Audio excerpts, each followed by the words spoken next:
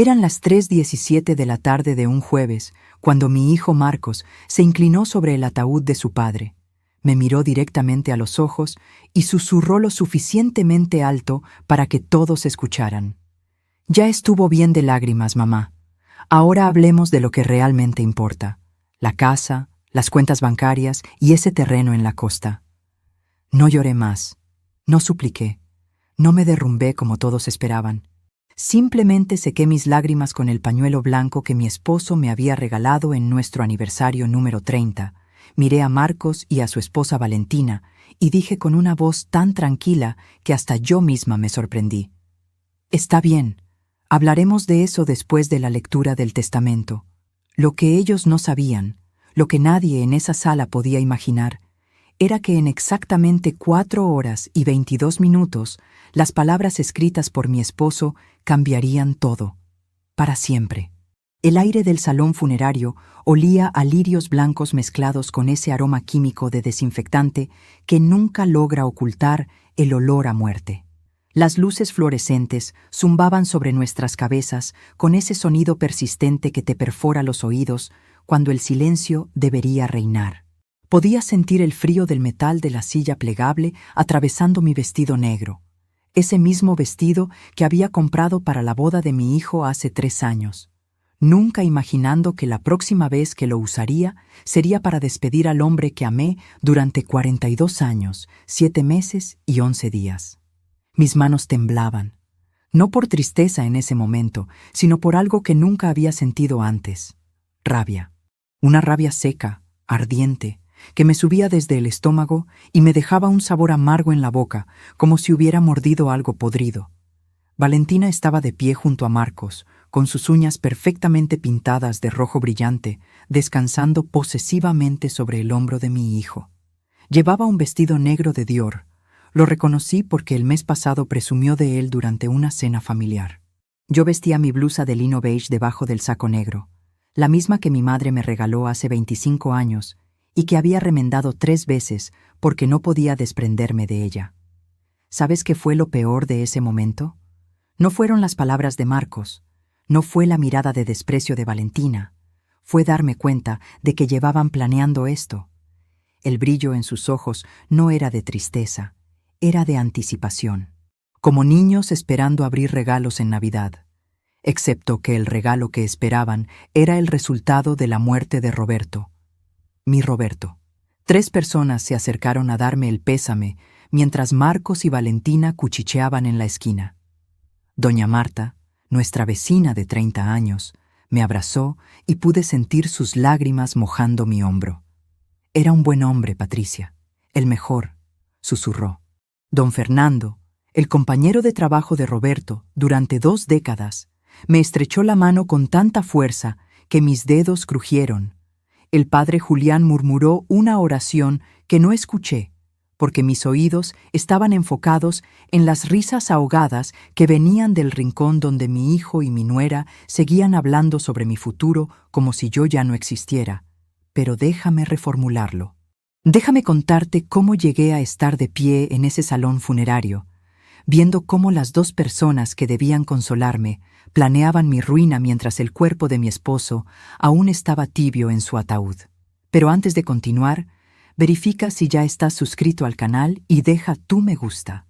Y dime en los comentarios, ¿desde qué parte del mundo estás escuchando mi historia? De verdad quiero saber hasta dónde ha llegado. Conocí a Roberto cuando tenía 19 años. Él era el amigo de mi primo, ese tipo de hombre que no llama la atención a primera vista, pero que cuando habla, cuando sonríe, ilumina toda la habitación. Trabajaba como contador en una pequeña empresa textil. Yo era secretaria en la misma compañía. Durante 6 meses, nuestros buenos días fueron exactamente eso: buenos días. Nada más. Hasta que un martes, a las 2:34 de la tarde, la máquina de café se descompuso y ambos nos quedamos mirándola como si fuera el fin del mundo. ¿Crees que podamos arreglarla entre los 2? Me preguntó. Tenía harina en la manga de su camisa. Después supe que había estado ayudando a su madre a hacer pan esa mañana antes de venir a trabajar. Ese pequeño detalle, Esa mancha de harina en un hombre adulto que no tenía vergüenza de ayudar a su madre me hizo sonreír. «Podemos intentarlo», respondí. Y lo intentamos. Y fracasamos. Y terminamos riendo tanto que el jefe salió de su oficina para averiguar qué pasaba. 3 meses después, Roberto me pidió matrimonio en ese mismo lugar, frente a esa máquina de café que nunca logramos reparar y que la empresa eventualmente reemplazó. Durante 42 años, Roberto fue mi mejor amigo, mi confidente, mi apoyo. Construimos una vida juntos, una casa de 2 pisos en las afueras de la ciudad, con un jardín donde cultivamos tomates, albahaca y rosas rojas. Tuvimos solo un hijo, Marcos. Los médicos dijeron que no podríamos tener más después de complicaciones en el parto. Así que volcamos todo nuestro amor, toda nuestra atención, toda nuestra vida en ese niño. Marcos nació un domingo a las 6:23 de la mañana. Pesó 3,5 kilos. Tenía los ojos de Roberto y mi nariz. Roberto lloró cuando lo cargó por primera vez.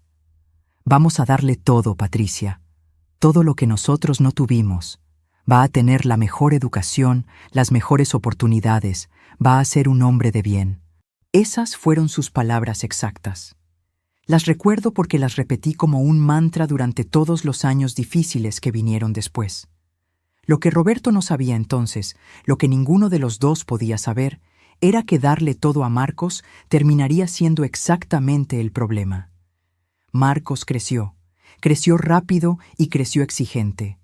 A los 7 años quería la bicicleta más cara de la tienda. A los 12 exigía ropa de marca porque todos en el colegio la usaban. A los 16 necesitaba el mejor teléfono, la mejor computadora, las mejores zapatillas. Y nosotros, Roberto y yo, trabajamos el doble, el triple, para dárselo. Roberto tomó un segundo empleo dando clases de contabilidad por las noches. Yo empecé a coser ropa para las vecinas los fines de semana, pero ya hablaré de eso. Porque lo que sucedió cuando Marcos cumplió 22 años, cuando conoció a Valentina, fue el principio del fin. Aunque en ese momento, con la ingenuidad de una madre que ama ciegamente, pensé que era el principio de algo hermoso. Valentina apareció en nuestra casa un sábado de octubre. Llevaba tacones de aguja que dejaban pequeñas marcas en el piso de madera que Roberto había pulido con sus propias manos. Su perfume era tan fuerte que me dolió la cabeza durante el resto del día. Traía una botella de vino que costaba más de lo que yo ganaba en una semana. «Para ustedes», dijo con una sonrisa que no llegó a sus ojos. Marcos me ha contado tanto sobre su encantadora casa. La pausa antes de encantadora duró solo medio segundo, pero la escuché. La sentí como una puñalada. Roberto, mi dulce Roberto que siempre veía lo mejor en las personas, le estrechó la mano calurosamente. «Bienvenida a nuestra familia, Valentina. Cualquier persona que haga feliz a nuestro hijo es bienvenida aquí». Le preparé mi mejor cena esa noche. Pollo guisado con el toque especial de romero de mi jardín, pan casero, ensalada fresca. Valentina movió la comida en su plato, tomó 3 bocados y dijo que estaba siguiendo una dieta especial. Marcos ni siquiera la defendió, solo asintió como si fuera lo más normal del mundo. En 47 días, exactamente 47 días después de esa cena, Marcos nos anunció que se casaban. «Queremos una boda pequeña», dijo, pero Valentina tenía otros planes. Y esos planes costaban más dinero del que teníamos, mucho más. «La boda tiene que ser perfecta, Patricia», me dijo Valentina 2 semanas después de su compromiso. Estábamos sentadas en mi sala, la misma sala donde Roberto y yo habíamos visto crecer a Marcos, donde habíamos celebrado cada Navidad, cada cumpleaños. Ella tenía un cuaderno lleno de recortes de revistas, vestidos que costaban lo que nosotros ganábamos en 6 meses, salones con capacidad para 300 personas, orquestas en vivo, fuegos artificiales. «Valentina, querida, nuestro presupuesto es limitado», le dije con la voz más suave que pude. «Pero podemos hacer algo hermoso y significativo con lo que tenemos». Ella cerró el cuaderno. El sonido fue seco, cortante, como una bofetada. «Marcos merece lo mejor. ¿O acaso no quieres que tu hijo tenga la boda de sus sueños?» Sus ojos me atravesaron, fríos, calculadores. En ese momento supe que había perdido algo, pero no podía identificar qué. Esa noche, Roberto y yo nos quedamos despiertos hasta las 4:12 de la madrugada, sentados en nuestra cama, mirando los números en la libreta donde llevábamos nuestras cuentas. Teníamos ahorros. No mucho, pero teníamos. Dinero que habíamos guardado durante 20 años para nuestra jubilación, para cuando nuestros cuerpos ya no pudieran trabajar tanto. Roberto pasó su mano por su cabello, ese gesto que hacía cuando estaba preocupado. Podía escuchar su respiración pesada en la oscuridad. El reloj de pared marcaba cada segundo como si fuera una cuenta regresiva. «Es nuestro único hijo, Patricia», susurró finalmente. «Si esto lo hace feliz». Y así comenzó. Vaciamos nuestra cuenta de ahorros. Cada peso que habíamos guardado con tanto sacrificio se fue en esa boda. El vestido de Valentina costó más que nuestro carro. El salón tenía candelabros de cristal y mesas decoradas con flores importadas. La orquesta tocó hasta las 3 de la mañana. 247 personas asistieron. Valentina sonrió todo el día. Una sonrisa perfecta, practicada, que posó para las fotografías. Pero ¿sabes qué no hubo en esa boda? Un solo momento donde Marcos o Valentina nos agradecieran. Ni una palabra, ni un abrazo especial, ni un reconocimiento de que habíamos dado todo lo que teníamos. Durante la recepción, escuché a Valentina hablando con sus amigas junto a la fuente de chocolate.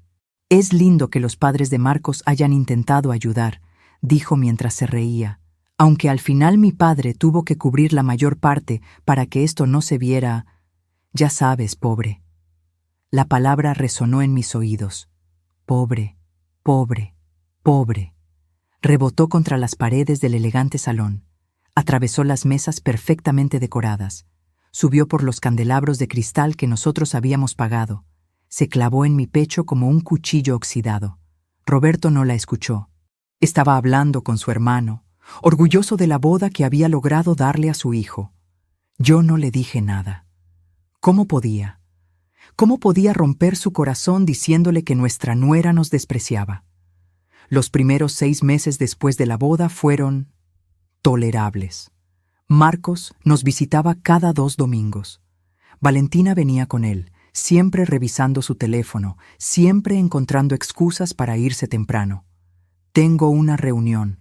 Me duele la cabeza. Prometimos visitar a mis padres». Marcos asentía y se iban. Cada vez más temprano, cada vez con menos ganas de quedarse. Pero entonces Roberto se enfermó. Fue un martes, 14 de febrero, día de San Valentín. Qué irónico, ¿verdad? Estábamos desayunando cuando él dejó caer su taza de café. Se derramó sobre la mesa, ese líquido oscuro extendiéndose como una mancha de tinta. «Patricia», dijo con voz extraña, «no puedo sentir mi brazo izquierdo». El hospital olía a cloro y a miedo. Las luces del pasillo de emergencias eran tan brillantes que me lastimaban los ojos. Podía escuchar máquinas sonando, gente llorando, médicos corriendo. Mis manos estaban heladas a pesar del calor sofocante del edificio. Un infarto menor, dijeron los médicos. Necesitaba reposo, medicamentos, cuidados. Nada que no pudiera manejarse, pero su corazón estaba débil. Debía evitar el estrés. Llamé a Marcos inmediatamente. Eran las 11:34 de la mañana. El teléfono sonó 7 veces antes de que contestara. «Mamá, estoy ocupado. Tu padre está en el hospital. Tuvo un infarto».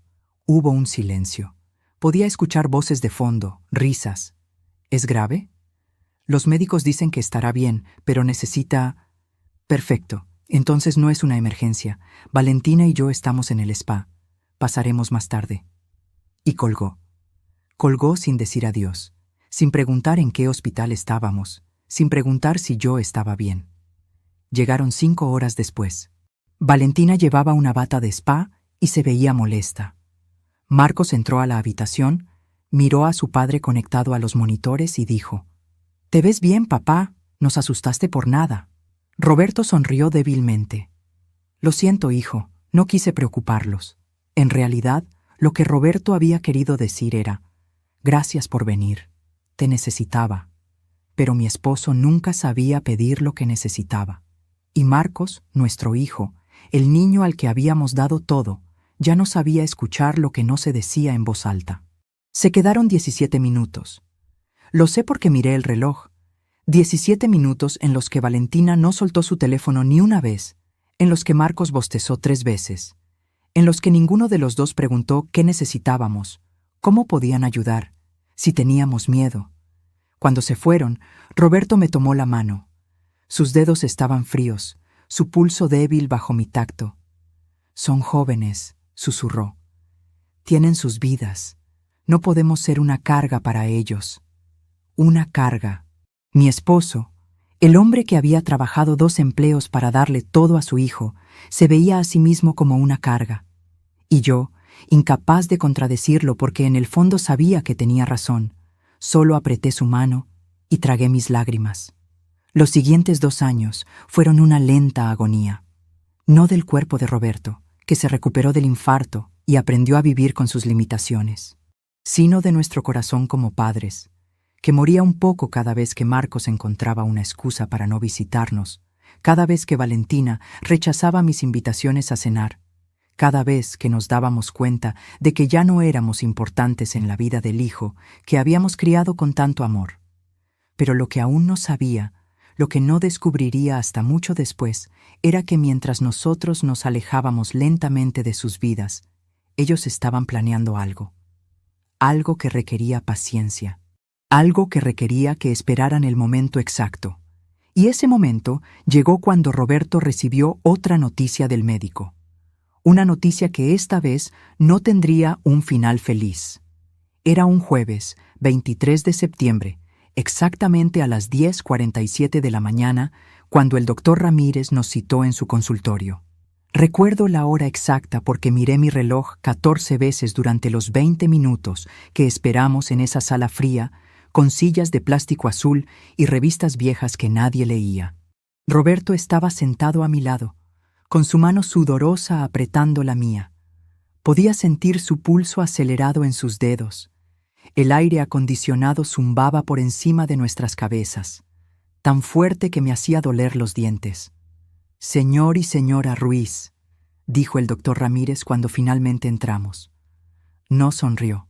Los médicos nunca sonríen cuando las noticias son malas. Los resultados de la biopsia han llegado. Roberto, tienes cáncer de páncreas, etapa 3. El mundo se detuvo. Literalmente se detuvo. Podía escuchar el tic-tac del reloj en la pared, pero cada segundo parecía durar una eternidad. La palabra cáncer flotaba en el aire entre nosotros como humo tóxico. Roberto no dijo nada. Solo apretó mi mano con más fuerza, tan fuerte que mis huesos crujieron. El consultorio olía a alcohol y a papel nuevo. Había un diploma en la pared, certificados médicos, una foto del doctor con su familia sonriendo en una playa. Gente feliz. Gente con futuro. ¿Cuánto tiempo?, pregunté. Mi voz sonó extraña, como si viniera de muy lejos, como si otra persona estuviera hablando. Con tratamiento, quimioterapia agresiva, tal vez 2 años. Sin tratamiento. El doctor dejó la frase suspendida en el aire. No necesitaba terminarla. Llamé a Marcos desde el estacionamiento del hospital. Eran las 12:03 de la tarde. Mis dedos temblaban tanto que marqué el número incorrectamente 2 veces antes de lograrlo. El sol pegaba fuerte sobre el asfalto. Podía ver las ondas de calor elevándose del pavimento. Roberto estaba sentado en el asiento del pasajero, mirando hacia adelante sin ver nada, con lágrimas silenciosas rodando por sus mejillas. «¿Mamá? Marcos, necesito que vengas. Es sobre tu padre, es urgente». «Estoy en el trabajo, mamá. ¿Puede esperar?» «No, no puede esperar». Hubo un suspiro del otro lado de la línea. Un suspiro de fastidio, de inconveniencia. «Está bien, llegaré en 1 hora». Llegó 3 horas y 42 minutos después. Yo había contado cada minuto. Roberto y yo estábamos sentados en la sala, tomados de la mano, cuando Marcos entró. Venía solo. Valentina tenía una cita importante en el salón de belleza, explicó antes de que yo preguntara. Le dije las palabras. Cáncer. Etapa 3. 2 años. Tal vez menos. Vi su rostro cambiar. Por un momento, solo por un momento fugaz, pensé que vi dolor genuino en sus ojos. Pensé que el hijo que había criado, el niño que me abrazaba cuando tenía pesadillas, el adolescente que lloraba en mis brazos cuando su primera novia lo dejó, seguía ahí dentro en algún lugar. «Lo siento, papá», dijo Marcos, y sonaba sincero. Se acercó, abrazó a Roberto. «Vamos a luchar contra esto juntos. Haré todo lo que pueda para ayudar». Respiré. Por primera vez en horas, respiré profundamente. Tal vez me había equivocado. Tal vez la distancia de los últimos años era solo eso, distancia temporal, algo que una crisis familiar podría arreglar. Tal vez esto nos acercaría nuevamente. Pero entonces Marcos preguntó, ¿el seguro médico cubrirá los tratamientos? La mayor parte, respondió Roberto con voz débil. Pero hay copagos, medicamentos que no están cubiertos, tratamientos experimentales que tal vez necesitemos. ¿Cuánto estamos hablando? No lo sabemos aún. Miles, tal vez decenas de miles. Marcos se quedó callado. Pude ver los engranajes girando en su cabeza. Y entonces dijo algo que debería haberme alertado, que debería haberme hecho ver lo que vendría. Pero estaba tan desesperada por creer en mi hijo que ignoré las alarmas sonando en mi cabeza. Ustedes tienen la casa, ¿verdad? Si necesitan dinero, podrían venderla. O hacer una segunda hipoteca. La casa. Nuestra casa. El lugar donde habíamos criado a Marcos, donde habíamos construido 40 años de recuerdos. Y su primera sugerencia era venderla. «Es solo una idea», añadió rápidamente cuando vio mi expresión. «Solo quiero que papá tenga el mejor tratamiento posible». Se fue 20 minutos después. Tenía que discutir la situación con Valentina. No ofreció dinero. No ofreció quedarse a cenar con nosotros. No ofreció venir a las citas médicas. Solo se fue, dejándonos con el peso de un diagnóstico terminal y la vaga promesa de estar ahí para lo que necesiten. ¿Sabes qué es lo peor de amar a alguien que ya no te ama de la misma manera? Que sigues encontrando excusas para su indiferencia.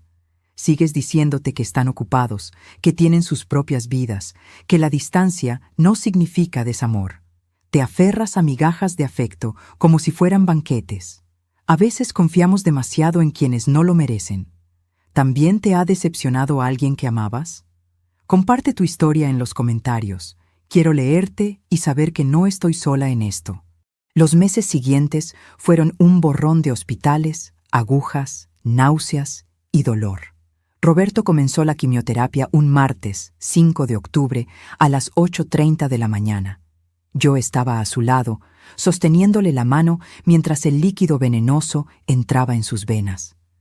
El cuarto de quimioterapia era pequeño, con 6 sillas reclinables donde otros pacientes también luchaban por sus vidas. Una señora mayor tejía mientras recibía su tratamiento. Un hombre joven, no mayor de 30 años, dormía con audífonos puestos. Una pareja de ancianos se tomaban de la mano en silencio. Marcos visitó el hospital una vez durante los primeros 3 meses de tratamiento. Una vez. Llegó, se quedó 15 minutos, tomó una foto con Roberto para que la familia sepa que estamos bien, y se fue. Valentina nunca vino, ni una sola vez. Pero lo que no sabía entonces, lo que descubriría después en la forma más dolorosa posible, era que durante esos meses que yo pasaba limpiando el vómito de Roberto, sosteniéndolo cuando lloraba de dolor, durmiendo en sillas de hospital, Marcos y Valentina estaban ocupados con algo más. Estaban consultando a un abogado. Estaban averiguando sobre herencias.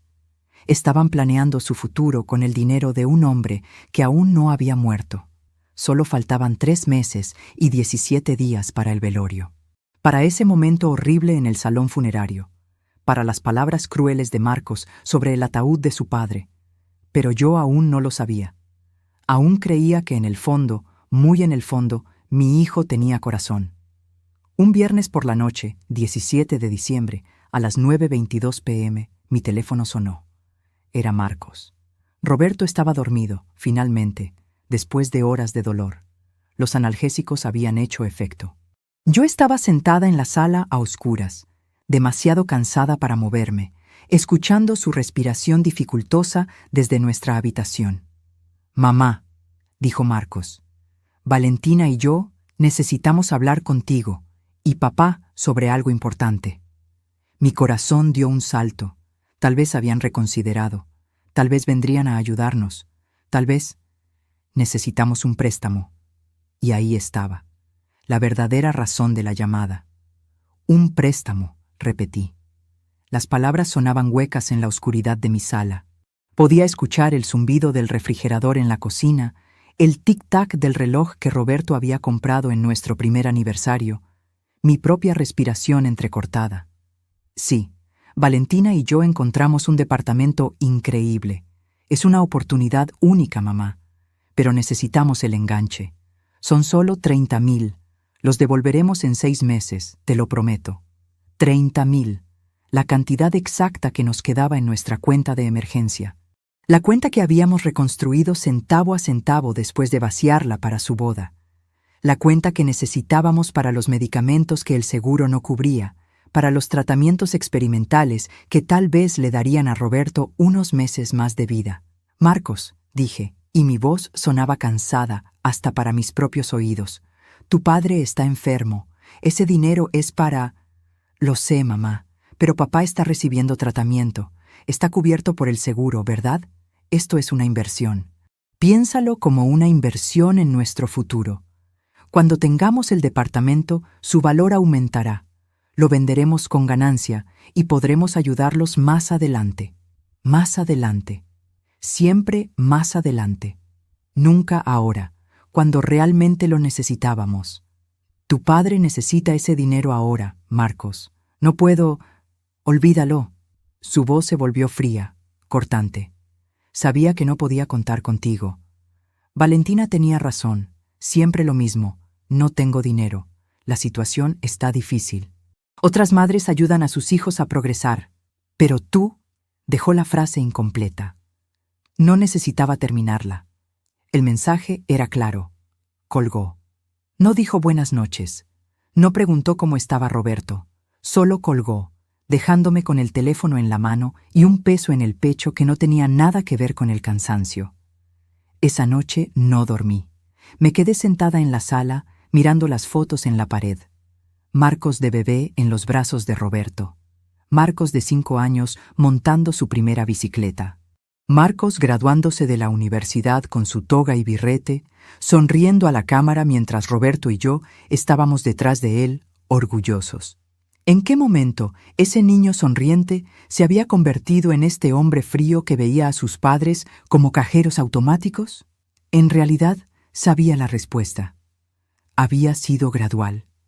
Tan gradual que no lo había notado hasta que fue demasiado tarde. Cada juguete que le compramos cuando no debíamos. Cada capricho que cumplimos sin enseñarle el valor del esfuerzo. Cada vez que dijimos sí cuando deberíamos haber dicho no. Roberto y yo habíamos creado este monstruo con nuestro amor mal dirigido. 2 semanas después, exactamente 2 semanas sin saber nada de Marcos, Roberto y yo estábamos en el mercado comprando verduras. Era sábado por la mañana, 31 de diciembre. El mercado estaba lleno de gente preparándose para las celebraciones de Año Nuevo. El olor a frutas frescas se mezclaba con el de pescado y carne. Roberto caminaba despacio, apoyándose en mi brazo. Había perdido 20 kilos. Su piel tenía un tono grisáceo. La gente nos miraba con lástima, y entonces los vimos. Marcos y Valentina saliendo de una tienda de electrónica, cargando bolsas enormes. Valentina llevaba un abrigo nuevo, uno que reconocí porque había estado mirándolo en un escaparate semanas atrás. Costaba 2,000 pesos. Marcos tenía una caja bajo el brazo, un televisor de pantalla plana de última generación. «Marcos», llamé. Mi voz sonó demasiado alegre, demasiado desesperada. Roberto levantó la mano para saludar. Marcos nos vio. Sé que nos vio porque nuestros ojos se encontraron por una fracción de segundo. Vi el reconocimiento en su rostro, y entonces hizo algo que nunca, nunca podré perdonar. Se dio la vuelta, Tomó a Valentina del brazo y se fueron caminando en dirección opuesta. Rápido, como si estuvieran huyendo de algo vergonzoso, como si nosotros fuéramos algo vergonzoso. Roberto lo vio todo. Sentí cómo su cuerpo se tensaba junto al mío. Escuché su respiración entrecortada, ese sonido que hacía cuando estaba conteniendo las lágrimas. Pero mantuvimos la compostura. Ahí, parados en medio del mercado lleno de gente, con el ruido de los vendedores gritando sus ofertas, con el olor a pescado fresco y el sol pegándonos en la cara, mantuvimos la cabeza en alto. Tal vez tenía prisa, murmuré. La excusa sonaba patética incluso para mí. Tal vez, respondió Roberto. Pero ambos sabíamos la verdad. Solo cuando llegamos al carro, cuando cerré la puerta y quedamos encerrados en ese pequeño espacio privado, Roberto se derrumbó. No con sollozos dramáticos, solo con lágrimas silenciosas que rodaban por sus mejillas hundidas mientras miraba al frente. Yo lo abracé. Olía a hospital y a medicamentos, pero seguía siendo mi Roberto. Nos quedamos así, en el estacionamiento del mercado, mientras otros compradores pasaban junto a nosotros cargando sus bolsas de comida para sus celebraciones de Año Nuevo con sus familias que los amaban. «Patricia», susurró Roberto contra mi hombro, «necesito que me prometas algo. Lo que sea. Cuando yo me vaya, no dejes que Marcos te trate mal. No dejes que abuse de tu bondad como yo lo permití. Prométemelo». Prometí. Claro que prometí. Pero, ¿cómo iba a saber que esa promesa sería puesta a prueba de la manera más horrible posible? Pasamos Año Nuevo solos, Roberto y yo. A las 11:58 p.m., 2 minutos antes de la medianoche, mi teléfono vibró. Un mensaje de Marcos. «Feliz Año Nuevo, mamá». Nada más. Ni una llamada. Ni una pregunta sobre su padre. Solo un mensaje genérico que probablemente envió a toda su lista de contactos. Roberto estaba dormido en el sofá. Los fuegos artificiales explotaban afuera, iluminando nuestra sala con destellos de colores. Verde, rojo, dorado. Podía escuchar a los vecinos gritando «¡Feliz Año Nuevo!», descorchando botellas de champán, riendo. Yo me quedé ahí, sentada en la oscuridad, sosteniendo la mano fría de mi esposo, escuchando su respiración trabajosa, y me pregunté cómo habíamos llegado a este punto de soledad. Los meses siguientes fueron los más duros.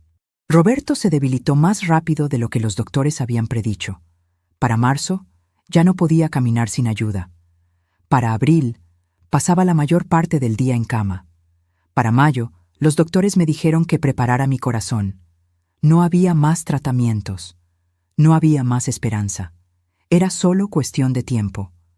Llamé a Marcos un martes, 15 de mayo, a las 3:17 de la tarde. «Tu padre está muy mal. Los doctores dicen que deberías venir a verlo, mientras aún puedas». «Entendido, mamá. Iré este fin de semana». No vino ese fin de semana, ni el siguiente, ni el siguiente. Cada vez había una excusa. Trabajo, un viaje que no podían cancelar. Valentina estaba enferma con gripe. El carro se había descompuesto. Déjame reformularlo. Cada vez había una mentira. Porque el domingo 26 de mayo, mientras Marcos supuestamente tenía que trabajar, Valentina publicó fotos en sus redes sociales de ambos en la playa, bronceándose, tomando cócteles de colores brillantes con sombrillitas, sonriendo a la cámara como si no tuvieran una sola preocupación en el mundo. Roberto vio esas fotos. Yo había dejado mi teléfono en la mesa de noche y él lo tomó mientras yo preparaba su medicina.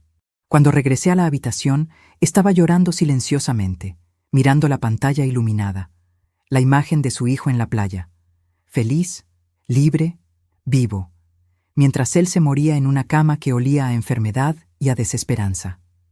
«No llores», le dije, quitándole el teléfono suavemente. «Ahorra tus fuerzas». «¿Para qué?», preguntó con voz quebrada. «¿Para qué, Patricia? Si ni siquiera mi propio hijo...» No pudo terminar la frase. Y yo no pude consolarlo, porque no tenía palabras que pudieran arreglar eso. No había forma de explicar por qué el niño que criamos con tanto amor nos había abandonado en nuestro momento más oscuro. Pero lo que no sabíamos, Lo que Roberto nunca supo era que mientras él se moría, había estado haciendo algo en secreto, algo que descubriría solo en ese horrible día en el velorio, en esas 4 horas y 22 minutos después de que Marcos me humillara frente al ataúd. Solo faltaban 2 meses y 3 días. Roberto murió un martes, 28 de julio, exactamente a las 4:32 de la madrugada. Sé la hora exacta porque estaba mirando el reloj cuando su mano, que había estado apretando la mía con la poca fuerza que le quedaba, finalmente se relajó. El monitor cardíaco emitió ese sonido continuo que todos conocemos de las películas, pero que nada te prepara para escuchar en la vida real. Un pitido largo, plano, final. No grité, no me derrumbé. Me quedé ahí, sosteniendo su mano aún tibia, mirando su rostro finalmente en paz después de meses de dolor. La habitación del hospital olía a desinfectante y a flores marchitas. Las cortinas blancas se movían levemente con el aire acondicionado. Podía escuchar pasos apresurados en el pasillo, voces lejanas, el zumbido constante de las máquinas en otras habitaciones, manteniendo vivas a otras personas que aún tenían tiempo. Una enfermera entró. Era la misma que había estado cuidando a Roberto durante las últimas semanas. Tenía lágrimas en los ojos. «Lo siento mucho, señora Ruiz», susurró mientras apagaba el monitor. El silencio que siguió fue ensordecedor. Llamé a Marcos a las 4:47 de la madrugada. El teléfono sonó 9 veces antes de que contestara con voz somnolienta y molesta. «Mamá, ¿qué pasa? Es muy temprano». «Tu padre acaba de morir». Hubo un silencio. Podía escuchar a Valentina al fondo preguntando quién llamaba. Escuché movimiento, sábanas, pasos. «Voy para allá», dijo Marcos. Por primera vez en meses, sonaba como mi hijo, asustado, triste, humano. Llegó 1 hora y 23 minutos después. Entró corriendo a la habitación donde el cuerpo de Roberto aún estaba, donde yo seguía sentada junto a la cama, sosteniendo esa mano que ahora estaba fría. Marcos miró a su padre. Sus ojos se llenaron de lágrimas. Se acercó, tocó el brazo de Roberto y sollozó. Un sollozo profundo, genuino, que salió desde algún lugar que yo creía que ya no existía en él. «Papá», lloró. Lo siento tanto». Por un momento, solo por un momento efímero, pensé que lo había recuperado. Pensé que la muerte de Roberto había despertado algo en nuestro hijo. Pensé que tal vez, solo tal vez, la tragedia nos uniría nuevamente. Pero entonces Valentina entró. Llevaba pants de yoga y una sudadera cara, su cabello perfectamente peinado, incluso a las 6 de la mañana. No miró a Roberto, me miró a mí, y en sus ojos vi algo que me heló la sangre. Anticipación. «Marcos», dijo suavemente tocando su hombro, «necesitas llamar al abogado». «El abogado». «No lo siento por tu pérdida. No estoy aquí para ti». «No, ¿cómo estás, Patricia?» «El abogado». Marcos se enderezó. Se limpió las lágrimas. Y en ese instante, en ese preciso instante, vi la transformación. El hijo dolido desapareció. El hombre calculador que había estado escondido debajo de la superficie emergió completamente. «Tienes razón», dijo. «Necesitamos organizar el funeral. Y el papeleo legal». Papeleo legal. Su padre llevaba muerto menos de 2 horas y ya estaba pensando en papeleo legal. Los siguientes 2 días fueron un borrón de arreglos funerarios, llamadas telefónicas, trámites. Marcos y Valentina se hicieron cargo de todo, insistieron. Eligieron el ataúd más barato del catálogo. «Es lo práctico, mamá». «Papá no querría que gastáramos dinero innecesario», dijo Marcos. El mismo Marcos que había exigido una boda de 100,000 pesos. Eligieron el salón funerario más pequeño. «La familia es pequeña, no necesitamos mucho espacio». Limitaron el servicio a solo 4 horas. Más tiempo es un desperdicio. Incluso restringieron las flores. La gente puede donar a una caridad en lugar de enviar arreglos florales. Yo los dejé decidir. Estaba demasiado cansada, demasiado vacía para pelear. Roberto se había ido. Eso era lo único que importaba. Todo lo demás era solo ruido. El velorio fue el jueves, 30 de julio, un día nublado, húmedo, opresivo. Llegué temprano al salón funerario. Roberto estaba en el ataúd barato que Marcos había elegido, vestido con su único traje, el mismo que había usado en nuestra boda, en la graduación de Marcos, en cada ocasión importante de nuestras vidas. Alguien había cruzado sus manos sobre su pecho. Se veía pequeño, frágil, como una versión de papel maché del hombre que había sido. Me senté en la primera fila, sola. Marcos y Valentina aún no llegaban. Las personas empezaron a entrar. Vecinos, amigos, compañeros de trabajo de Roberto. Cada uno se acercaba, me daba el pésame, me abrazaba. Yo asentía, agradecía, pero no podía sentir nada. Era como si me hubiera vaciado completamente. Marcos y Valentina llegaron a las 2:43 de la tarde. Ella llevaba un vestido negro de diseñador con tacones de aguja rojos. Rojos, en un funeral. Marcos vestía un traje nuevo, uno que no había visto antes. Probablemente acababa de comprarlo. Se veían como si fueran a un cóctel elegante, no al funeral del hombre que les había dado todo. Se acercaron al ataúd. Marcos tocó la mano de su padre por 3 segundos. 3 segundos exactos. Ni uno más. Entonces se dio vuelta y comenzó a saludar a los asistentes como si fuera el anfitrión de una fiesta. Valentina se quedó junto a él, sonriendo esa sonrisa practicada, agradeciendo a las personas por venir. Y entonces, mientras yo estaba arrodillada frente al ataúd de mi esposo, con lágrimas silenciosas rodando por mis mejillas, escuché a Marcos detrás de mí hablando con su tío, el hermano de Roberto. Es duro, tío, pero ahora tengo que ser fuerte. Tengo que encargarme de todo. La casa, las propiedades, las cuentas bancarias. Papá dejó todo en orden, afortunadamente. Mientras te cuento todo esto, me pregunto desde dónde me estarás escuchando. Escribe el nombre de tu ciudad en los comentarios. Me encantaría saber hasta dónde llegan mis palabras. Me levanté, me di vuelta, miré a mi hijo hablando sobre propiedades y cuentas bancarias mientras el cuerpo de su padre estaba a menos de 3 metros de distancia. Y algo dentro de mí se rompió. No mi compostura, aún no, pero algo más profundo. La última hebra de esperanza de que había un corazón decente en algún lugar dentro de ese hombre. Marcos, dije. Mi voz sonó tranquila, controlada. ¿Podemos hablar un momento? Ahora no, mamá. Ahora. Algo en mi tono lo hizo detenerse. Me siguió a un rincón del salón. Valentina vino también, por supuesto. Siempre estaba ahí, como una sombra venenosa. ¿Qué pasa?, preguntó con impaciencia. Tu padre acaba de morir. ¿Y ya estás hablando de herencias? Marcos tuvo la decencia de verse incómodo por un segundo. Pero solo un segundo. Alguien tiene que ser práctico, mamá. Alguien tiene que pensar en el futuro. El futuro. ¿Tu futuro? ¿Nuestro futuro? ¿O solo tu futuro? Valentina se rió. Una risa corta, seca, cruel.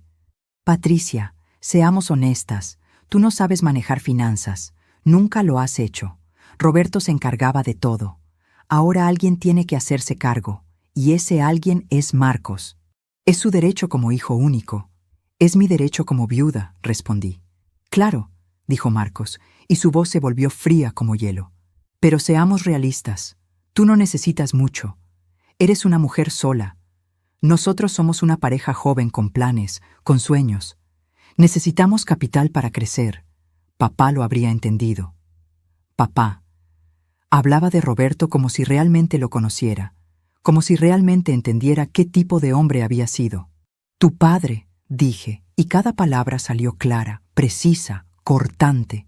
Pasó los últimos meses de su vida esperando que vinieras a visitarlo. Murió preguntándose por qué su hijo lo había abandonado. Marcos palideció, pero fue Valentina quien habló. Eso no es justo.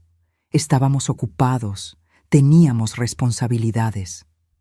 ¿Responsabilidades más importantes que un padre muriendo? Mira, dijo Marcos, y toda pretensión de dolor o pena desapareció de su rostro. Estás siendo emocional, mamá. Es comprensible. Pero después del funeral, necesitamos sentarnos con el abogado y discutir la distribución de bienes. La casa vale mucho. Podrías quedarte en un apartamento más pequeño, más manejable. Nosotros nos encargaremos de venderla y... Y ahí fue cuando lo dijo. Cuando me humilló frente a todas las personas que habían venido a despedirse de Roberto. Cuando mostró quién realmente era. Cuando cumplió exactamente lo que Roberto había temido que pasaría. Eran las 3:17 de la tarde de ese jueves cuando mi hijo me miró a los ojos, con el ataúd de su padre a pocos metros de distancia, con amigos y familiares rodeándonos, y dijo lo suficientemente alto para que varios escucharan. «Mamá, sé realista. ¿Qué vas a hacer tú con todo ese dinero? Ni siquiera terminaste la preparatoria. Papá era quien tomaba las decisiones. Ahora es mi turno. Es lo mejor para todos, especialmente para ti. No tienes que preocuparte por nada. Nosotros nos encargaremos de todo. Solo tienes que firmar los papeles y dejar que los adultos manejen las cosas importantes». El salón se quedó en silencio. Podía sentir los ojos de todos sobre mí. Don Fernando, que había trabajado con Roberto durante 20 años, tenía la boca abierta. Doña Marta me miraba con los ojos llenos de lágrimas. El padre Julián había dejado de murmurar oraciones. Mantuve la cabeza en alto. No lloré. No temblé. No les di la satisfacción de verme rota. Ahí, parada en ese salón funerario que olía a lirios baratos y a hipocresía, con las luces fluorescentes zumbando sobre mi cabeza, con el cuerpo de mi esposo a metros de distancia, mantuve mi dignidad intacta. Miré a Marcos directamente a los ojos, luego a Valentina, quien tenía esa sonrisa de satisfacción apenas disimulada en sus labios pintados de rojo oscuro. Respiré profundamente, sintiendo el aire frío del aire acondicionado llenando mis pulmones, y dije con una voz tan calmada que incluso yo me sorprendí. «Tienes razón, Marcos. Hablaremos de esto, después de la lectura del testamento. El abogado de tu padre nos citó para hoy a las 7:30 de la noche. 3 horas y 47 minutos a partir de ahora. Allí resolveremos todo». Vi algo cruzar por el rostro de Marcos. ¿Sorpresa? ¿Inquietud? Desapareció tan rápido que pude haberlo imaginado. ¿El abogado lo citó hoy?, preguntó Valentina. ¿El mismo día del funeral? Eso es inusual. Fueron las instrucciones específicas de Roberto, respondí. Y entonces, porque algo oscuro y satisfactorio se había despertado en mi pecho, añadí, dijo que era urgente, que no podía esperar ni un día más. Me di vuelta. Caminé de regreso al ataúd de mi esposo. Me arrodillé. Y ahí, con todos mirando, con Marcos y Valentina susurrando furiosamente detrás de mí, le hablé a Roberto en silencio. «Lo hiciste, mi amor. Lo que sea que hayas hecho, confío en ti. Siempre he confiado en ti». Las siguientes 3 horas fueron una tortura silenciosa. La gente seguía llegando, dando pésames, compartiendo recuerdos de Roberto. Marcos y Valentina se mantuvieron al otro lado del salón, hablando en voz baja, sus cabezas juntas como conspiradores. Cada pocos minutos, uno de ellos miraba hacia mí, luego hacia el reloj en la pared, luego de vuelta a su conversación susurrada. A las 5:15 de la tarde, vi a Valentina haciendo una llamada telefónica afuera del salón. Podía verla a través de las ventanas de vidrio, su cuerpo tenso, sus gestos agitados. Estaba molesta por algo. Cuando regresó, tenía el ceño fruncido. Marcos la miró con una pregunta en los ojos. Ella negó con la cabeza. A las 6:00 de la tarde, comenzaron a despedirse los últimos visitantes. Don Fernando me abrazó largo tiempo. «Patricia», susurró en mi oído. «Roberto vino a verme hace 2 meses.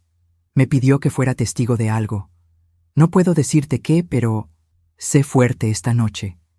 Tu esposo te amaba más de lo que las palabras pueden expresar». «¿Testigo? ¿Testigo de qué?». A las 6:30, el encargado del salón funerario me informó que cerrarían a las 7:00. El cuerpo de Roberto sería trasladado al crematorio esa misma noche, según las instrucciones que Marcos había dado. Crematorio. Roberto sería reducido a cenizas, y yo ni siquiera había sido consultada sobre esa decisión. ¿Crematorio?, pregunté mirando a Marcos. Es lo más económico, mamá. Y ecológico. Papá lo habría aprobado. Roberto quería ser enterrado. Me lo había dicho cientos de veces. Junto a mi madre, en el cementerio de San Miguel, donde hay árboles y pájaros y paz. Pero ya no tenía fuerzas para pelear. Ya no me quedaba nada excepto la promesa de esas 3 horas y 47 minutos que ahora se habían reducido a 52 minutos. A las 7:00 de la noche cerraron el ataúd. El sonido de la tapa sellándose fue final, absoluto. Era la última vez que vería el rostro de Roberto. Puse mi mano sobre la madera barata y susurré: «Hasta pronto, mi amor». Solo cuando salí al estacionamiento, cuando me senté en mi carro viejo con las ventanas cerradas, cuando nadie podía verme, me permití romperme. Lloré. Lloré con sollozos que me rasgaban el pecho, que me quitaban el aire, que me hacían temblar de pies a cabeza. Lloré por Roberto. Lloré por el hijo que había perdido mucho antes de que mi esposo muriera. Lloré por los 42 años que habíamos compartido y que ahora se habían ido para siempre. Lloré durante 14 minutos exactos. Luego me limpié las lágrimas, me arreglé el maquillaje corrido usando el espejito de mi bolso. Respiré profundamente 3 veces y conduje hacia la oficina del abogado. La oficina del licenciado Héctor Mendoza estaba en el 3er piso de un edificio en el centro de la ciudad. Las paredes del pasillo eran de un beige institucional. El aire olía a café viejo y a papel. Mis tacones resonaban contra el piso de linóleo mientras caminaba hacia la puerta con la placa dorada que decía LIC. Héctor Mendoza, Derecho Familiar y Sucesiones. Marcos y Valentina ya estaban ahí cuando llegué. Exactamente a las 7:23 de la tarde, 7 minutos antes de la cita. Estaban sentados en las sillas de la sala de espera. Valentina revisando su teléfono. Marcos tamborileando los dedos contra el apoyabrazos de su silla. Cuando me vieron entrar, Valentina le dio un codazo a Marcos. «Mamá», dijo Marcos poniéndose de pie. Intentó sonar amable, pero podía ver la tensión en su mandíbula. «Mira, antes de entrar, creo que deberíamos hablar sobre cómo manejar esto. Sería mejor si...». La puerta de la oficina se abrió. El licenciado Mendoza apareció. Era un hombre de unos 60 años, con cabello gris perfectamente peinado y lentes de montura dorada. Había sido el abogado de Roberto durante 15 años. Había preparado nuestros testamentos, había manejado la compra de nuestra casa, había estado presente en cada decisión legal importante de nuestras vidas. «Señora Ruiz», dijo con una reverencia formal. «Señor Ruiz, señora Ruiz». Sus ojos se detuvieron en Valentina por un momento. Algo en su expresión me hizo pensar que ya sabía exactamente quién era ella y qué representaba. «Por favor, pasen». La oficina era pequeña pero ordenada. Un escritorio de madera oscura dominaba el espacio. Estantes llenos de libros legales cubrían las paredes.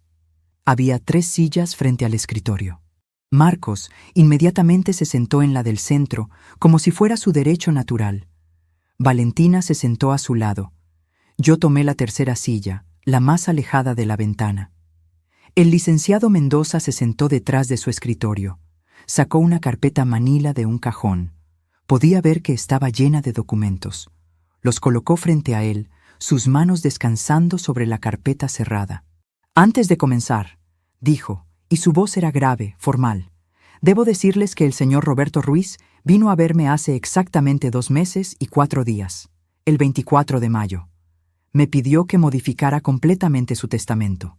Pasamos 3 sesiones juntos, asegurándonos de que cada palabra, cada cláusula, cada instrucción reflejara exactamente sus deseos. Marcos se enderezó en su silla. 2 meses. Eso fue cuando papá estaba muy enfermo, bajo medicamentos fuertes. Su juicio pudo haber estado comprometido», terminó Valentina. El licenciado Mendoza la miró con una expresión que podría haberse considerado desprecio en un hombre menos profesional. Anticipando exactamente esa objeción, el señor Ruiz insistió en que un médico independiente certificara su plena capacidad mental.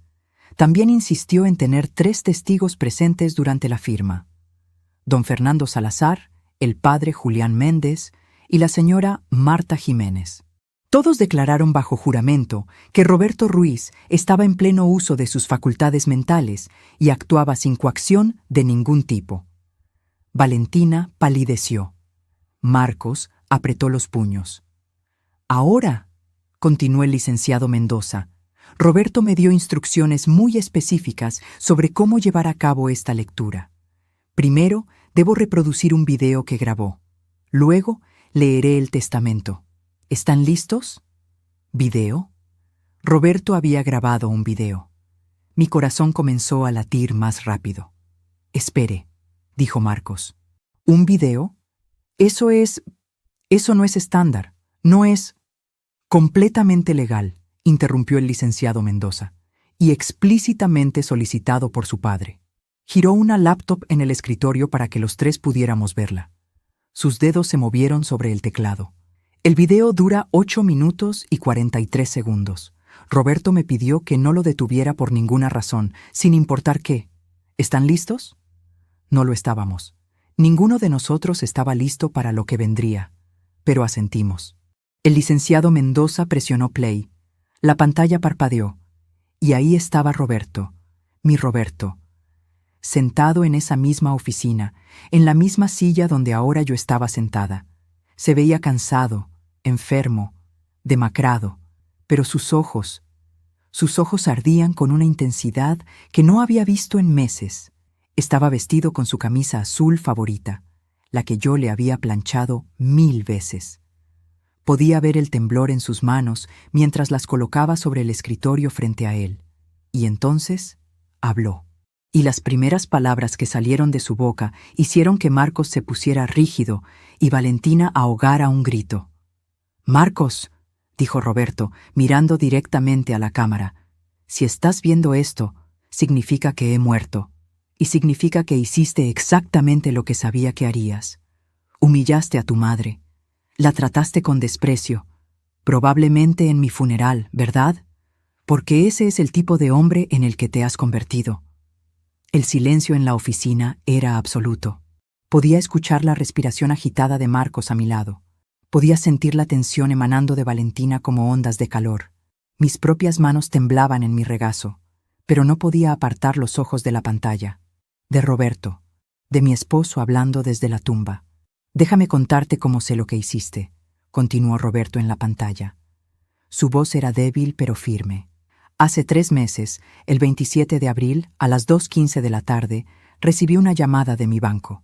Alguien había intentado acceder a mi cuenta de ahorros usando información personal mía. La transacción fue bloqueada por actividad sospechosa. Cuando investigué, descubrí que la solicitud vino de tu dirección IP, Marcos, de tu computadora. Marcos se puso de pie bruscamente. Eso es... Siéntese, señor Ruiz, dijo el licenciado Mendoza sin levantar la vista de sus papeles. El video continúa. Roberto tosió en la pantalla. Pude ver el dolor cruzando por su rostro. Quise extender la mano y tocarlo, pero solo había vidrio frío y píxeles de luz. Me dije a mí mismo que debía ser un error, que mi hijo no intentaría robar de mis cuentas mientras yo luchaba contra el cáncer. Así que no dije nada. Observé y esperé. 3 semanas después, continuó Roberto, tu tío Ernesto me visitó en el hospital. ¿Recuerdas a tu tío Ernesto, Marcos? ¿El hermano de tu madre? Me contó algo interesante. Dijo que te había encontrado en un restaurante caro 2 noches antes. Un lugar donde la cuenta mínima es de 500 pesos por persona.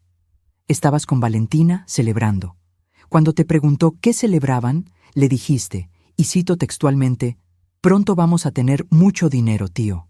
Solo hay que esperar a que la naturaleza siga su curso». Mi estómago se retorció. A mi lado, escuché a Marcos hacer un sonido estrangulado. «La naturaleza», repitió Roberto, y había lágrimas en sus ojos ahora. «Esa era yo. Tu padre muriendo era la naturaleza siguiendo su curso.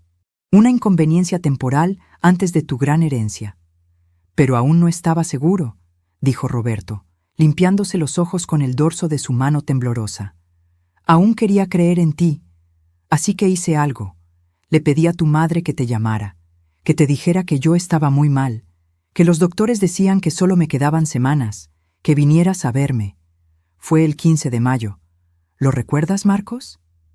Lo recordaba. Yo lo recordaba. El día que llamé a Marcos y él prometió venir este fin de semana. No viniste ese fin de semana, continuó Roberto. Ni el siguiente, ni el siguiente. Pero Valentina publicó fotos de ustedes en la playa, en el spa, en restaurantes elegantes. 23 días pasaron. 23 días en los que un padre moribundo esperó a su hijo, y su hijo estaba demasiado ocupado gastando dinero que aún no tenía, planeando una vida con dinero que aún no había heredado, esperando que su padre muriera para poder finalmente cobrar. Roberto se inclinó hacia la cámara. Y entonces comprendí que había fracasado como padre, que al darte todo no te había enseñado nada, que al protegerte de toda dificultad te había convertido en alguien incapaz de amar a nadie excepto a ti mismo. Miré a Marcos. Su rostro estaba blanco, sus labios temblaban. Valentina había puesto su mano sobre su brazo, pero él la sacudió bruscamente. Así que tomé una decisión, dijo Roberto, y esa decisión está en este testamento. Pero antes de que el licenciado Mendoza lo lea, quiero que sepas algo, hijo. Quiero que sepas que hasta el último momento, hasta mi último aliento, esperé que demostraras que me equivocaba. Esperé que vinieras, que te sentaras junto a mi cama, que tomaras mi mano, que me dijeras que me amabas. Solo una vez más. Una lágrima rodó por la mejilla de Roberto en la pantalla.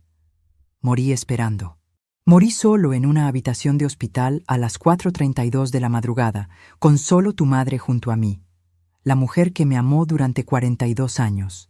La mujer a quien probablemente trataste con desprecio en mi funeral, porque eso es lo que haces con las personas que te aman incondicionalmente. Roberto respiró profundamente. Patricia, dijo, y ahora me miraba directamente a través de la pantalla. Mi amor, mi vida, mi todo. Perdóname por no haber sido más fuerte, por no haber puesto límites cuando debí, por haber creado este monstruo que ahora te hace sufrir. Pero te prometo esto. Hoy, en esta oficina, te daré lo único que puedo darte: justicia, y la tranquilidad de saber que no moriste sin ser amado, sin ser valorado, sin ser protegido. La pantalla se puso negra. El silencio que siguió era tan denso que podía cortarse con un cuchillo. Podía escuchar el zumbido del aire acondicionado, el tic-tac de un reloj en la pared, mi propio corazón latiendo en mis oídos como un tambor. El licenciado Mendoza cerró la laptop con un clic suave. Abrió la carpeta Manila. Sacó varios documentos. Ahora, dijo, procederé a leer el testamento de Roberto Javier Ruiz Mendoza. Marcos encontró su voz. Ese video fue grabado cuando mi padre estaba bajo el efecto de medicamentos, cuando estaba resentido, confundido. No representa el video, interrumpió el licenciado Mendoza con una voz que cortaba como acero. Fue grabado el mismo día que 3 testigos declararon bajo juramento que su padre estaba en pleno uso de sus facultades mentales. El mismo día que un médico certificó su competencia. Y francamente, señor Ruiz, cada palabra que su padre dijo acaba de ser validada por su propia reacción. ¿Intentó o no acceder a las cuentas bancarias de su padre? Marcos no respondió. Valentina se había hundido en su silla, con su cara roja y sus manos apretadas en puños. Procederé con la lectura, dijo el licenciado Mendoza. Aclaró su garganta. Yo, Roberto Javier Ruiz Mendoza, en pleno uso de mis facultades mentales y sin coacción de ningún tipo, declaro este mi último testamento y voluntad, revocando todos los testamentos anteriores. A mi amada esposa, Patricia Elena Sánchez de Ruiz, quien ha sido mi compañera, mi amor y mi razón de vivir durante 42 años, 7 meses y 11 días, le dejo. El licenciado Mendoza leyó, y con cada palabra, con cada cláusula, con cada disposición, vi cómo el color desaparecía del rostro de Marcos y la furia crecía en los ojos de Valentina. La casa ubicada en Calle de las Rosas, número 847, completamente pagada y a su nombre exclusivo, sin posibilidad de venta o transferencia durante los próximos 15 años, excepto por su decisión personal. La cuenta de ahorros, número 4752-9653-147 en Banco Nacional, con un saldo actual de 87.342 pesos. 87.000. Yo pensaba que solo nos quedaban 30.000. ¿De dónde había salido el resto? La propiedad en la costa, lote 23 de la fracción Playa Azul, valuada en 120.000 pesos, completamente a nombre de Patricia Elena Sánchez de Ruiz. ¿Propiedad en la costa? No sabía que teníamos una propiedad en la costa. El 50% de las acciones de la empresa Textiles González, donde trabajé durante 32 años, valuadas en aproximadamente 200.000 pesos. Marcos se puso de pie nuevamente. «Eso es imposible. Mi padre era contador, no accionista». El licenciado Mendoza lo miró por encima de sus lentes. «Su padre invirtió sabiamente durante décadas, señor Ruiz. Dinero que nunca mencionó porque sabía, incluso entonces, que su hijo solo veía a sus padres como fuentes de ingresos». «Continúo», dijo el abogado. «Mi vehículo, un Honda Civic 2015, a nombre de Patricia Elena Sánchez de Ruiz. Todos mis instrumentos financieros, incluyendo bonos, certificados de depósito y fondos de inversión, con un valor total de aproximadamente 95.000 pesos, a nombre de Patricia Elena Sánchez de Ruiz». Los números flotaban en mi cabeza. 87.000, 120.000, 200.000, 95.000. Sumaban más de $500,000 de pesos. $500,000. Roberto y yo vivíamos con lo mínimo. Remendaba ropa, cocinaba frijoles porque la carne era cara. ¿Y todo este tiempo teníamos $500,000 de pesos? Finalmente, leyó el licenciado Mendoza, y algo en su tono hizo que todos nos inclináramos hacia adelante. «A mi hijo, Marcos Antonio Ruiz Sánchez, le dejo lo siguiente». El silencio era ensordecedor. Podía escuchar la respiración pesada de Marcos, el latido de mi propio corazón. «Le dejo la colección completa de libros de mi biblioteca personal. Libros sobre ética, moralidad, compasión y humanidad. Libros que claramente nunca leyó, pero que tal vez, en sus años futuros, encuentre el coraje de abrir. Le dejo también esta carta». El licenciado Mendoza sacó un sobre blanco de la carpeta. Lo extendió hacia Marcos, quien lo tomó con manos temblorosas. Marcos sostuvo el sobre con manos que temblaban tanto que el papel crujía. Podía ver el sudor formándose en su frente, brillando bajo las luces fluorescentes de la oficina. Valentina se había puesto de pie y estaba parada detrás de él, mirando por encima de su hombro, sus uñas rojas clavándose en el respaldo de la silla. «Ábrela», dijo Valentina con voz tensa. «Abre la maldita carta». Marcos rompió el sello. Sacó 2 hojas de papel. Podía reconocer la letra de Roberto incluso desde donde estaba sentada. Esa letra inclinada, cuidadosa, que había visto en tarjetas de cumpleaños, en notas de amor dejadas en la mesa de la cocina, en listas de compras pegadas al refrigerador.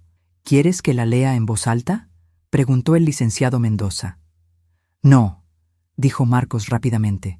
Sus ojos se movían sobre las palabras, y con cada línea que leía, su rostro cambiaba. Primero sorpresa, luego incredulidad, luego algo que se parecía al horror. «¿Qué dice?», exigió Valentina, intentando quitarle la carta. Marcos la apartó bruscamente. Siguió leyendo. Vi cómo sus labios formaban palabras silenciosas. Vi cómo sus ojos se llenaban de lágrimas. Vi el momento exacto en que algo se rompió dentro de él. Dejó caer la carta. Las hojas flotaron hacia el suelo como hojas de otoño. Valentina se agachó rápidamente y las recogió. Comenzó a leer en voz alta, su voz subiendo de tono con cada palabra. «Marcos, cuando tenías 7 años, te caíste de tu bicicleta, te rompiste el brazo. Recuerdo que llorabas, asustado y dolorido, y yo te cargué todo el camino hasta el hospital. 3 kilómetros. 3 kilómetros con un niño de 7 años en brazos, porque nuestro carro estaba descompuesto y no teníamos dinero para un taxi. Mis brazos dolían, mi espalda dolía, pero no te solté ni una vez, porque eso es lo que hacen los padres. Cargan a sus hijos sin importar el dolor». Valentina continuó, su voz temblando ahora. Cuando tenías 12 años, te expulsaron de la escuela por 3 días porque peleaste con un compañero. El director quería que te cambiáramos de escuela. Yo fui a su oficina todos los días durante una semana, rogándole que te diera otra oportunidad. Me humillé frente a ese hombre para que mi hijo no perdiera su educación, y funcionó. Te dejaron quedarte. Nunca te conté eso. Nunca quisiste saberlo. Las manos de Valentina temblaban mientras pasaba a la segunda página. Cuando tenías 16 años y quisiste ese teléfono caro, trabajé turnos dobles durante 2 meses. Tu madre cosía hasta las 3 de la mañana. Cuando lo desenvolviste en Navidad, ni siquiera dijiste gracias. Solo revisaste si era el modelo correcto. Cuando tenías 22 y conociste a Valentina, vendí mi carro. El carro que mi padre me dejó cuando murió. El único objeto de valor que tenía de él. Lo vendí para pagar la mitad de tu boda, porque te amaba, porque quería verte feliz, porque los padres hacen sacrificios. Valentina dejó de leer. Miró a Marcos. Sigue, susurró. Hay más. Pero Marcos negó con la cabeza. Tenía lágrimas rodando por sus mejillas ahora, lágrimas silenciosas que caían sobre su traje nuevo, dejando manchas oscuras en la tela cara. Yo lo leeré, dijo el licenciado Mendoza, tomando las hojas de las manos de Valentina. Su voz era firme, clara, implacable. Pero nada de eso importó, ¿verdad, Marcos? Porque cuando realmente te necesité, cuando estaba muriendo, cuando tenía miedo y dolor, y solo quería ver a mi hijo una última vez, tú estabas en la playa. Estabas en spas. Estabas en restaurantes celebrando mi futura muerte como si fuera una lotería que finalmente ibas a cobrar. Entonces decidí enseñarte algo, una última lección. Porque aunque fracasé en muchas cosas como padre, no iba a fracasar en esto. No ibas a heredar el resultado de mi trabajo solo para desperdiciarlo. No ibas a usar el dinero por el que trabajé durante 40 años para financiar tu vida vacía con una mujer que solo te ama por lo que puedes darle. Valentina se puso rígida. Eso no es. Así que lo di todo a tu madre, continuó el licenciado Mendoza. La única persona que me amó sin condiciones. La única persona que estuvo a mi lado cuando me estaba muriendo. La única persona en este mundo que merece cada peso, cada propiedad, cada inversión que hice. ¿Quieres saber de dónde salió todo ese dinero, Marcos? ¿Ese dinero que pensabas que heredarías? Vino de los turnos dobles que trabajé mientras tú jugabas videojuegos. Vino de las cenas que tu madre y yo no comimos para que tú pudieras tener carne en tu plato. Vino de las vacaciones que nunca tomamos, de la ropa que nunca compramos, de los lujos que nunca disfrutamos, porque cada peso extra iba a tu educación, a tus caprichos, a tu felicidad. Y ahora va a donde siempre debió ir, a la mujer que sacrificó su juventud, su comodidad, sus sueños para criar a un hijo que resultó ser un extraño. El licenciado Mendoza bajó el papel. La oficina estaba en silencio absoluto. Podía escuchar el tráfico en la calle abajo, el zumbido de las luces. Mi propia respiración entrecortada. Hay una última sección, dijo el abogado. Dirigida a usted, señora Patricia. Me miró. Mis manos estaban apretadas en mi regazo, mis nudillos blancos. Asentí, incapaz de hablar. Patricia, mi amor, si estás escuchando esto, significa que sobreviviste al funeral. Significa que soportaste la crueldad de nuestro hijo con la dignidad que siempre has tenido. Significa que eres más fuerte de lo que incluso tú crees. Las lágrimas comenzaron a rodar por mis mejillas. No las detuve. Quiero que uses este dinero para vivir. No para sobrevivir, sino para vivir. Viaja a esos lugares con los que siempre soñaste. Compra esos libros que nunca compraste porque eran demasiado caros. Come en restaurantes bonitos. Usa ropa nueva. Duerme en sábanas suaves. Date todos los lujos que sacrificaste durante 40 años. Ahí si Marcos algún día en el futuro, viene a ti con humildad verdadera, con arrepentimiento genuino, con amor que no viene de la necesidad sino del corazón, entonces úsalo también para perdonarlo. Porque aunque yo no puedo, aunque me voy de este mundo dolido y decepcionado, Tú tienes un corazón más grande que el mío. Y si decides darle otra oportunidad, esa será tu decisión y la respetaré desde donde quiera que esté. Pero si no lo hace, si se va de esa oficina con rabia y resentimiento, si te culpa por su propia avaricia, entonces déjalo ir, mi amor. Déjalo ir y vive tu vida con la paz de saber que hiciste todo lo que pudiste, que amaste con todo tu corazón, que fuiste la mejor madre que pudiste ser, y que si fracasó, el fracaso no fue tuyo, fue mío, por no enseñarle lo que realmente importa en la vida. Te amo, Patricia. Te amé desde el día que nos conocimos frente a esa máquina de café rota. Te amaré hasta el final de los tiempos. Sé feliz, mi amor. Por favor, sé feliz. Tu esposo eterno, Roberto. El licenciado Mendoza dobló el papel cuidadosamente. Lo colocó de nuevo en el sobre. El silencio que siguió era tan profundo que dolía. Miré a Marcos. Estaba de pie junto a la silla, con los brazos colgando a sus costados, con lágrimas corriendo por su rostro, con una expresión de absoluta devastación. Y por primera vez en años vi a mi hijo. No al hombre egoísta y cruel en el que se había convertido, sino al niño de 7 años llorando con su brazo roto, al adolescente que me abrazaba después de una pesadilla, al joven que una vez tuvo un corazón. «Mamá», susurró. Su voz era ronca, quebrada. «Mamá, yo no...» Todavía me pregunto si hice lo correcto con lo que dije a continuación. ¿Y tú? ¿Qué habrías hecho en mi lugar? Escríbelo en los comentarios. Realmente quiero saber lo que piensas. Me puse de pie. Mis piernas temblaban, pero me sostuvieron. Caminé hacia Marcos. Valentina retrocedió como si tuviera miedo de que la tocara. Pero yo no la miraba a ella, solo miraba a mi hijo. Roberto tenía razón sobre todo, dije. Mi voz era tranquila pero firme. Sobre tu avaricia, sobre tu crueldad, sobre cómo me humillaste en el funeral de tu padre, sobre cómo lo abandonaste cuando más te necesitaba. Marcos sollozó. Un sonido feo, desgarrador, que salió de lo más profundo de su pecho. Pero también tenía razón sobre otra cosa, continué.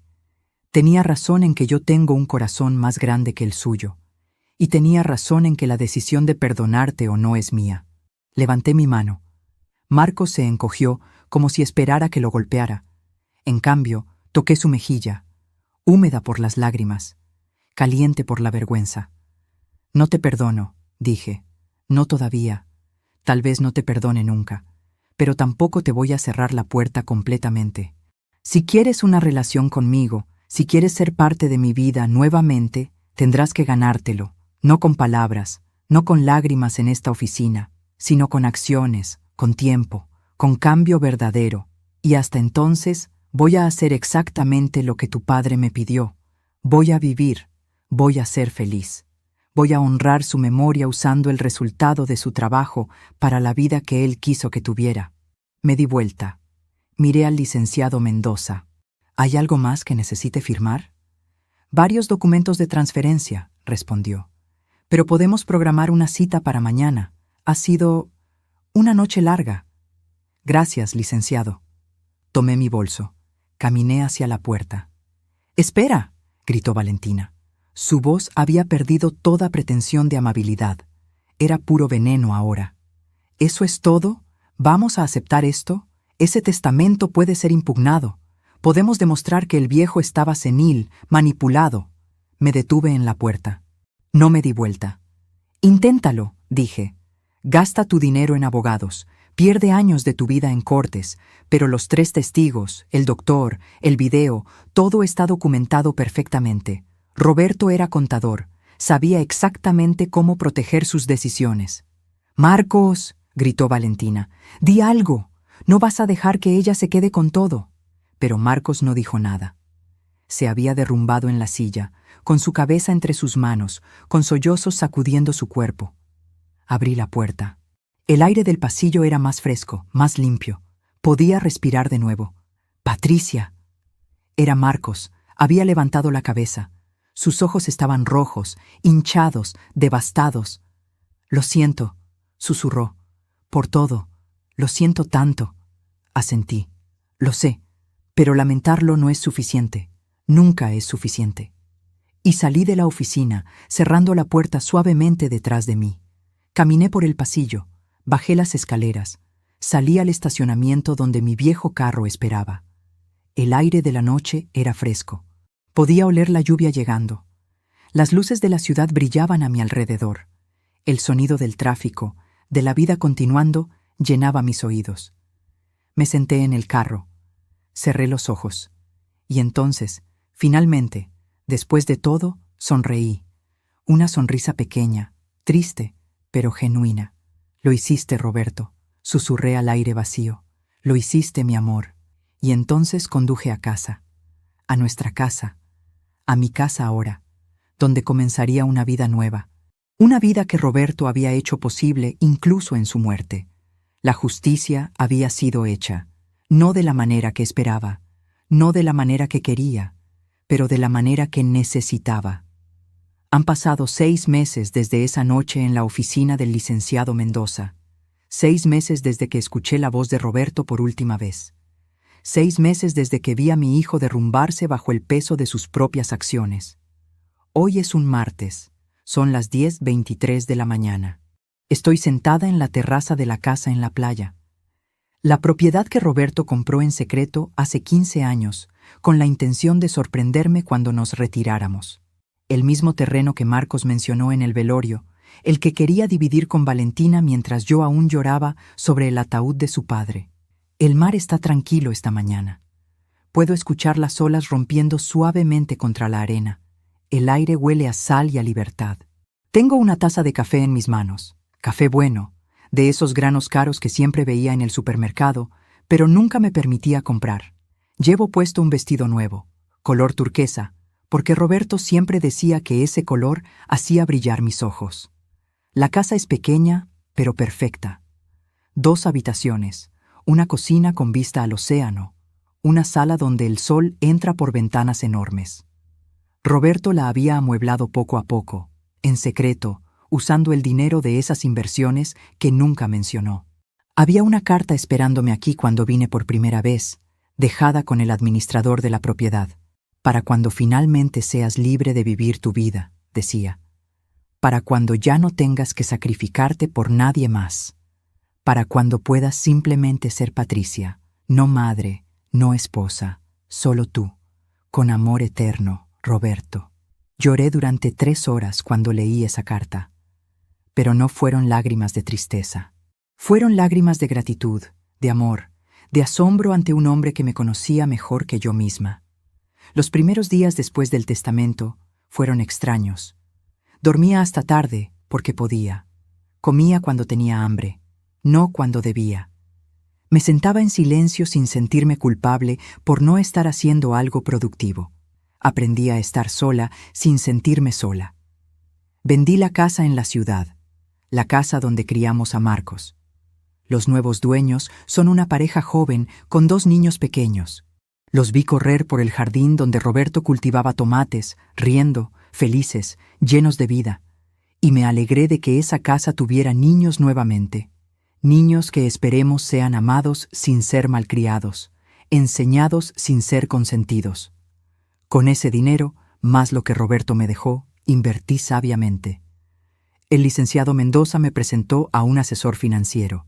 Una mujer de mi edad que me habló con respeto, que me enseñó sin condescendencia, que me trató como la adulta capaz que Roberto siempre supo que era. Hice ese viaje a Europa que siempre soñé. Caminé por las calles de París. Vi la Torre Eiffel iluminada de noche. Comí croissants recién hechos en pequeños cafés. Me paré frente al David de Miguel Ángel en Florencia y lloré por la belleza pura de la creación humana. Roberto estaba conmigo en cada paso, en cada vista, en cada momento de asombro. Conocí gente, otros viudos y viudas navegando sus propias pérdidas. Hicimos amigos en tours, en museos, en restaurantes.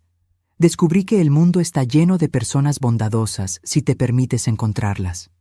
Y Marcos me ha llamado 17 veces en estos 6 meses. Las primeras llamadas fueron enojadas. Valentina claramente estaba junto a él, dictándole qué decir. Hablaba de demandas, de injusticia, de derechos como hijo único. Dejé que las llamadas fueran al buzón de voz. Luego las eliminé sin escucharlas. Pero alrededor del tercer mes, algo cambió. Me llamó un domingo por la tarde. Esta vez no había enojo en su voz, solo cansancio. «Mamá», dijo cuando contesté, «solo quiero que sepas que Valentina y yo nos separamos». Ella, cuando quedó claro que no habría dinero, se fue. Conoció a alguien más. Alguien con una mejor situación financiera, dijo. Se llevó la mitad de lo poco que teníamos y desapareció. No sentí satisfacción al escuchar eso. Solo una tristeza distante por un hijo que había apostado todo a los valores equivocados. Lo siento, Marcos, dije, y lo sentía. No por Valentina irse, sino porque mi hijo tuvo que aprender esta lección de la forma más dolorosa. Papá tenía razón, susurró. Sobre todo, sobre mí, sobre ella, sobre lo que me había convertido. Lo sé. ¿Crees que alguna vez podamos...? No pudo terminar la pregunta.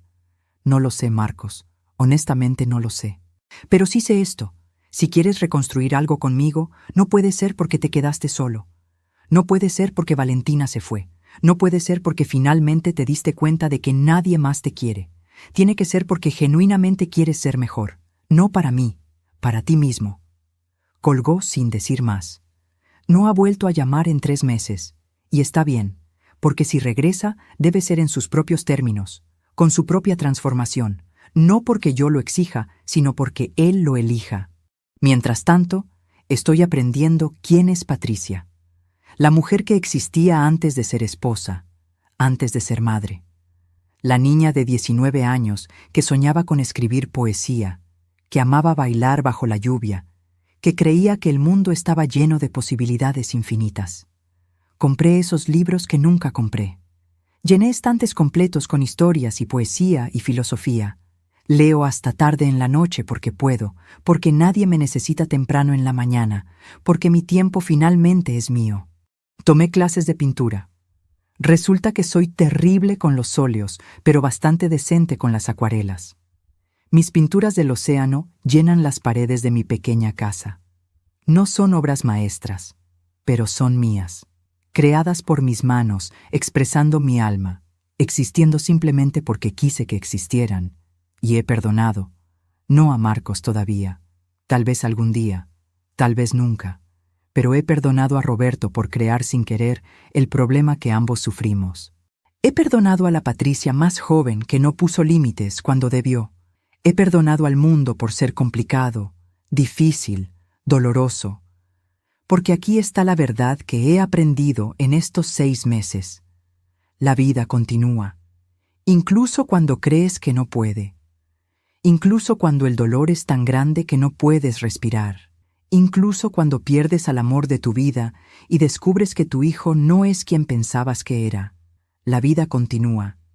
Y puedes elegir continuar con ella o quedarte atrapada en lo que fue. Yo elegí continuar. No todos los días son buenos. Hay mañanas donde me despierto y extiendo la mano al otro lado de la cama, esperando encontrar a Roberto ahí.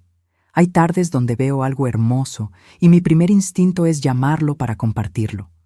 Hay noches donde el silencio es tan profundo que duele, pero también hay días donde río hasta que me duele el estómago, donde como algo delicioso y saboreo cada bocado, donde camino descalza por la playa y siento la arena entre mis dedos y estoy profundamente, completamente agradecida de estar viva.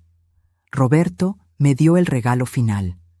No solo dinero o propiedades, sino la lección de que merezco ser feliz, que merezco vivir, no solo sobrevivir, que después de 42 años de dar todo a todos, finalmente es mi turno. Así que hoy, este martes a las 10:23 de la mañana, sentada en mi terraza frente al océano que Roberto compró en secreto para mí, con mi café caro en las manos y mi vestido turquesa, elijo ser feliz. Elijo honrar su memoria viviendo plenamente. Elijo creer que el amor verdadero no termina con la muerte, sino que se transforma en algo eterno. Y si mi hijo algún día encuentra el camino de regreso a mí, lo recibiré. Pero mientras tanto, voy a disfrutar este océano, estos libros, esta libertad, esta vida que casi no tuve porque estuve demasiado ocupada viviendo para otros. La justicia no siempre llega como un golpe dramático. A veces llega en forma de una casa en la playa, de cuentas bancarias que te permiten respirar, de la libertad de finalmente, vivir para ti misma. Roberto sabía esto, y me amó lo suficiente como para asegurarse de que lo aprendiera. Levanto mi taza de café hacia el cielo azul brillante. Por ti, mi amor, por nosotros, por todo lo que fuimos y todo lo que me permitiste llegar a ser. El océano responde con el sonido eterno de las olas. Y en algún lugar, lo sé, Roberto sonríe.